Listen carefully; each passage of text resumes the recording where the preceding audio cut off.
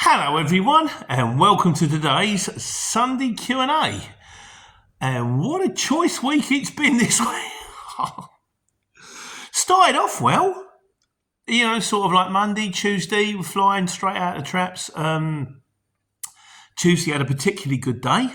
I took £750. That's nice. I picked up at Dunstable at 6 o'clock in the morning, one IBC, had to go to Hull, 150 miles, got £3 a mile, just over 150 miles.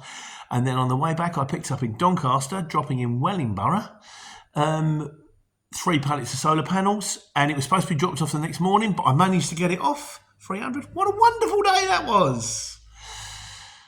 Yeah. Got in the lorry, turned the key, stop, 12 miles an hour, limited, engine malfunction. I'm like, oh, what's going on here?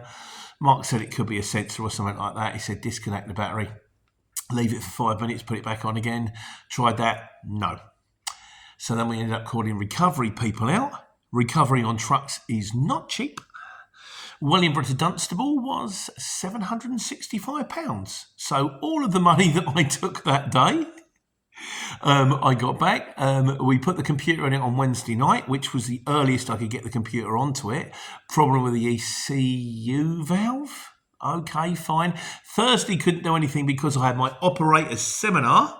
If you are going for an operator's license, be aware that once you get the license, they will ask you to do like a webinar, seminar, Zoomy type thing, where a guy will come in and basically explains what is required of you. How you maintain the trucks, how you manage your driver's hours. The guy said, I'm not a driver's hours person, I'm a nuts and bolts person, but you will be required to do this. That's supposed to take an hour and a half, 2.5 hours. It took 3. That kind of put the kibosh on Thursday. I got the valve sorted Friday, got the valve on, drove down the road and pinged up 2 other lights. Engine malfunction and transmission failure. I'm like, what? But then, fortunately, they went off. So I'm hoping that's just to do with some kind of recalibration for where the new thing's been sorted. I've had Mark look at it over the weekend. It's Saturday today, and also top up the power steering fluid because of power steering's a little bit jerky. And hopefully she's good to go. So hopefully I'll get a proper week out of it this week. But it's been a shocker. Every penny I've earned this week, I've done on sort of recovery and on valves and on maintenance bills. So I'm only telling you this because, a lot of people go, oh yeah, you take this, you take that. Yeah, trucks are expensive. If it's got, as my mate Nick says, if it's got tyres and something else beginning with T, it'll cause you problems. Can't remember what the other thing is. Think it might be female related, but it's a vague and distant memory, to be honest with you. So no, it's been a bit of a choice week this week, but I'm hoping I'm loaded, I'm ready to go. I've got Sheffield at theoretically 10, but I know I can get it off at 8. I'm bidding on jobs on the way back. Just got to get back on. Just got to crack on. So that's me. Now let's talk about you. What do you think of me? No, wrong, nonsense. Right, so this week's intro, Steve Campbell, give us a link. He's now got his own. He's got his own channel out there. He's got his own thing going on there. I tried the link, Steve. It doesn't work. Either it doesn't work or I don't. There's a better than average chance it's me because I'm a bit rubbish at these things. But if you want to check out the nefarious Steve Campbell, if you type in "trucking about with Steve," is that right? Can you see it on the camera? Trucking about with Steve. He's got his own channel out there. Check him out. He's a lovely fella. Give him a go. So, question of the week this week goes to John, who says, thanks, Pete. What happens if you build a relationship with a customer on the CX and they ask you to start doing work for them that's not on the CX? Should you just say no, just push the work directly to me on the CX? It's a tricky one, that, John. Because technically, if you say yes, you're poaching. But it's also a tricky one when they kind of know. When you go in on a regular basis and it's a bit like, look, we know who you are. We know you're not doing the thing. I'll do you a video. Question of the week gets its own video. So that's coming to a channel near you, John, which is obviously mine, because it's not going to anyone else's. That would be nonsense. So, but yeah, so we'll do you a video on that one. I shall write it in the book. The main video this week was, does the CX get the hump if you don't just work on the CX? I mean, the straight answer is no. The CX is actually designed as a tool to work alongside you. So you've got your regular work, and then rather than just doing all your regular work and then coming back empty, you do your regular work and then you do the CX work too. That's kind of the principle, but does it work that way? I don't know. So anyway, so Mark Smith says, it may be a backload site for 7.5 tons, but for small van boys, it's bread and butter. Had leaflets printed 2 years ago, still sit in a box, never needed them. Mark, you're 100% right. Since when I started in the Luton van about 5 years ago now, I was relying on the CX for all of my jobs. Even now, I rely on the CX for 90% of my jobs. I've got my own customers. I've got people that I know who are on the CX, but have also got their own local firms that contact me directly. So maybe not 95%, maybe 60%. But I still tend to use the CX as a platform to see their jobs. And I mean, as for my own customers, slip of the tongue, customer, they ring me when they need me. But the truth of the matter is, when it came down to having our own customers, when I had the firm back in the day, they were more problems than CX customers. They kind of wanted to be specific. They wanted to book you 3 days in advance. Can you pick up from here? They wanted to pay less. So, no, I totally agree with you. I mean, an argument can be made, and it's been pushed a lot on the channel, which is really, if, for example, in a small van you're charging on the CX, let's say between 80 and £1 a mile. If you're quoting your own customers, you should be quoting them 150 a mile. Yeah, I'm in and I will do that, and I'm regular and I'm reliable and you trust me and I'll be here on time. It's going to cost you 150 a mile. Problem is, you try getting it. And they'll go, yeah. And then they'll ring someone else who's going to go, we can do it for 120, we can do it for 110. And then when you start to sort of even it out, you go, well, to be honest with you, you're more trouble than you're worth. So, but no, I know what you're saying about the bread and butter thing. I think there are people out there that, I mean, we did have, back in the day, we had a good regular customer that was happy to pay good money for regular jobs, never qualmed, because they were happy, because they knew they could trust us and we knew what would go in. And they're the kind of people you want, but you got to try and get them. Good luck with it. Wayne Winspear says 2,300 to join the CX. It doesn't look like they have much work for small vans. The thing about this one, Wayne, is it's not cheap.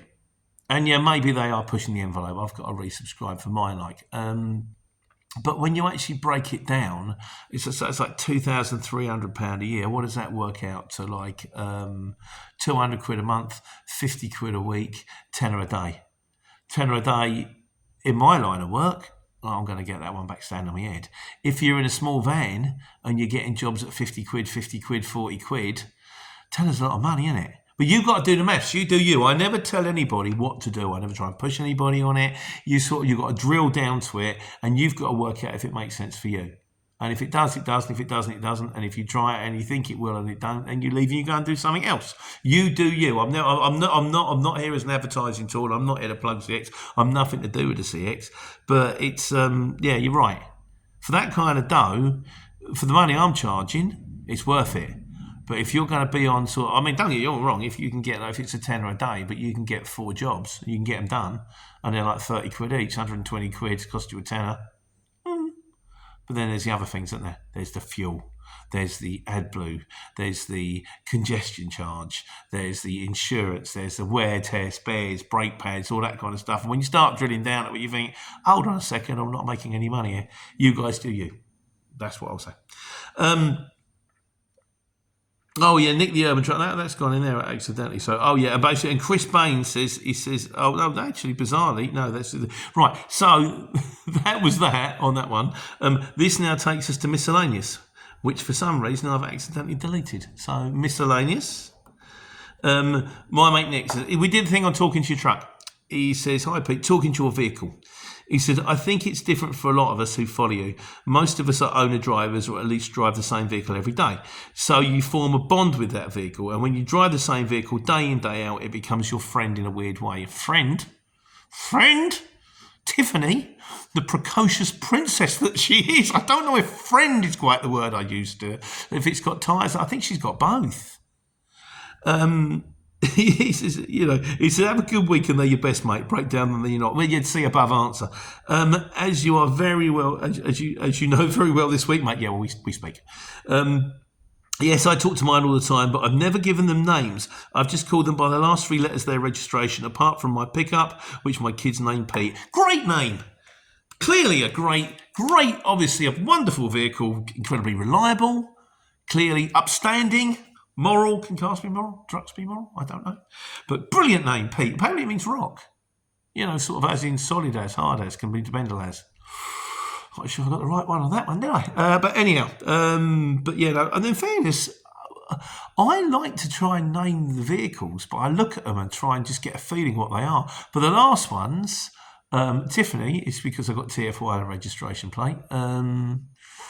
Maxine had MX on a registration plate, so it's starting to go that way. It's a bit like they're trying to tell me, but I don't know.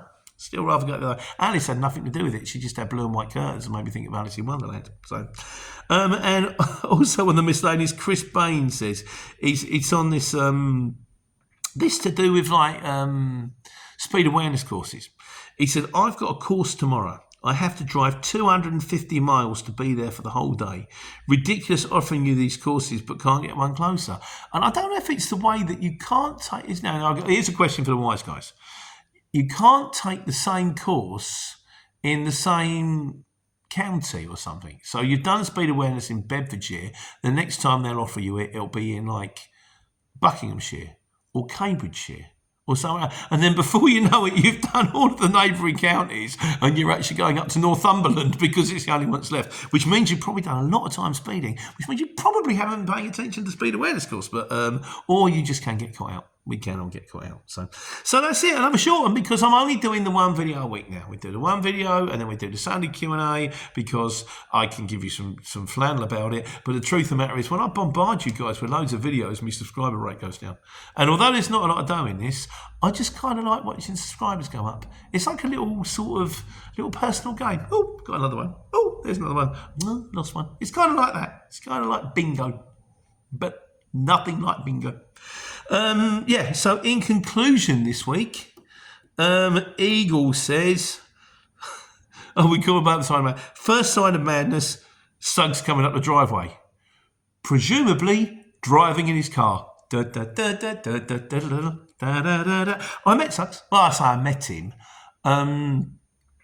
I had a stall in Hoxton Market and I've been starstruck before I met Steve Coogan, utterly starstruck. But this was when Alan Partridge had first come out, and I was standing in the rain on his stall, and then I watched Suggs and presumably one of the bands go into the Hoxton supermarket behind me, and you could tell it was him because he looked so smart. He had like a 3/4 length fitted coat, shirt, tie, really looked the part, And it was one of those things. It's like, should I go in? Should I go and meet him? Should I shake his hand?